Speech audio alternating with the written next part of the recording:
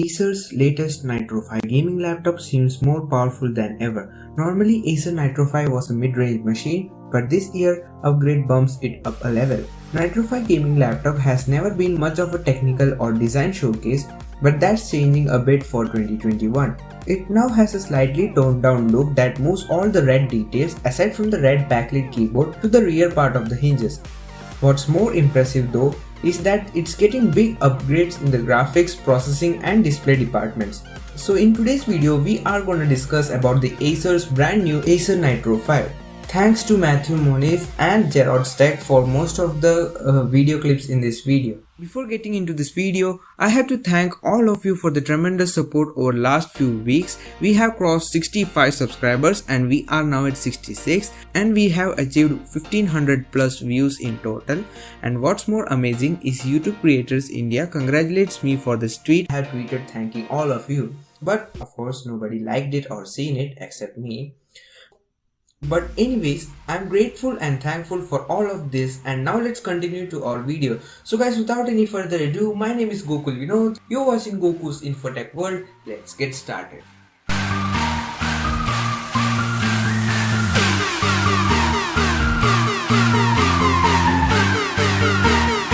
For CES 2021, Acer announced that a 15.6-inch and a 17-inch version of the Nitro 5 will release with the support of the latest Intel's 11th Gen Core H35 processors or AMD's Ryzen 5000 series of CPU.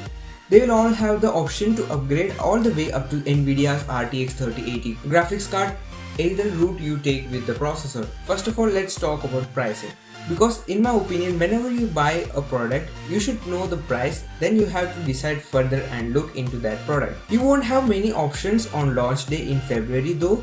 In the US, Acer is starting with a single variant for $750 or converting into 55,000 in Indian currency, but expect this laptop to come at around 65,000 due to 60% import duties, and at this price you will get a 15.6-inch IPS display with a 60Hz refresh rate, the AMD Ryzen 5 5600H processor, Nvidia's GTX 1650 graphics chip, 8GB of RAM and a 256GB of NVMe SSD storage. It's $100 more if you want the 17-inch version. There will also be models of the Nitro 5 available with 10th Gen Intel Core H series of processors ahead those built with the 11th Gen processor. Acer hasn't shared official US or Indian pricing for other configuration, but it did mention that models coming to other regions with AMD Radeon R7 graphics or the RTX 3060 with a 512GB of NVMe SSD added in will cost 1,299 euros. That will roughly convert around 1 lakh rupee in India. We'll have to wait to see what the final price ends up being for the Nitro 5 with 11th Gen Intel and Ryzen 5000 processors and Nvidia's high-end RTX 3080. So there are various configurations of Acer Nitro 5, starting with the AMD Ryzen 5 5600H with 6 cores and 12 threads. The base clock speed is of 3.3 GHz and the boost clock speed is 4.2 GHz. It is one of the best mid-range processors you can get. Then there's the Ryzen 7 5800H with 8 cores and 16 threads. The base clock speed is 3.2 GHz and the boost clock speed is of 4.4 GHz. And both Ryzen 5 5600H and Ryzen 7 5800H has a 16 MB of L3 cache. By the way, both the processors have a 45 watt TDP. And then there's the Ryzen 9 5900HX, which also has 8 cores and 16 threads. Again, the base clock speed is of 3.3 GHz, but the boost clock speed is higher this time. It's up to 4.6 GHz, and the X is the 5900X denotes overclockable ability. But think like 100 times before overclocking your laptop processor, because sometimes even desktop can't manage the heat produced by overclocked processors, and this is a laptop. If you do overclock it, then you don't need a cooking stove at your home anymore. You could just overclock your laptop and run a stress test in it, and then your homemade Acer stove will be ready to cook anything. Yes, I know this is a bad joke, but seriously, jokes apart, don't buy this laptop for overclockable capacity. Just buy Ryzen 9 5900HX if you think you need that much of a performance in your machine, cause that will cost a lot of cash as well as that will generate a lot of heat, which sometimes can be difficult for your laptop to maintain. For Intel side of things, it's a little tricky for choosing a laptop. This time Acer is using Intel's H35 series of processor with 35W TDP instead of H series of 45W TDP processors, as Intel didn't announce it yet. But the processor used is i7-11300H with 4 cores and 8 threads with base clock speed of 2.6 GHz and a boost clock speed of 3.1 GHz with a 8 MB of L3 cache. And also they are using the i7-11370H. Yes, the names are a little confusing, but it's Intel, so they can do whatever they want. With a base clock speed of 3 GHz and a boost clock speed of 3.3 GHz, and it has a 12 MB of cache. Both processors have 35W TDP, but I don't suggest you to go with the Intel processors cause that can cause a bottleneck issue with the RTX 3000 series of GPU, as this processor from Intel H35 series are not powerful enough. So go with the AMD processors instead of the Intel H35 series, or wait for the 45W Intel 11th Gen H series of processor. Now let's discuss GPU or graphics card inside the Acer Nitro 5. So like Acer have mentioned, they are using graphics card up to RTX 3080 max you can get for laptop. That means you are going to get the ultimate performance beast if you buy Acer Nitro 5 with RTX 3080 and the AMD Ryzen 9 5900HX processor. Do keep this in mind, the 5900HX processor, you cannot overclock that. It can only be overclocked by the OEMs itself. So don't think that you can overclock this processor. And also that means you are going to get various graphics options starting with the GTX 1650 and moving towards the GTX 1650 Ti, the GTX 1660 Ti and the RTX 3060, RTX 3070 and the ultimate RTX 3080. And yes, I understand some of you aren't happy with the GTX 1650 as a base card, but you have to understand that some people still don't have budget to get GTX 1660 Ti. So for them, GTX 1650 is gone. I understand that. In terms of display quality, Acer Nitro 5 comes with either 15.6 inch or 17 inch options.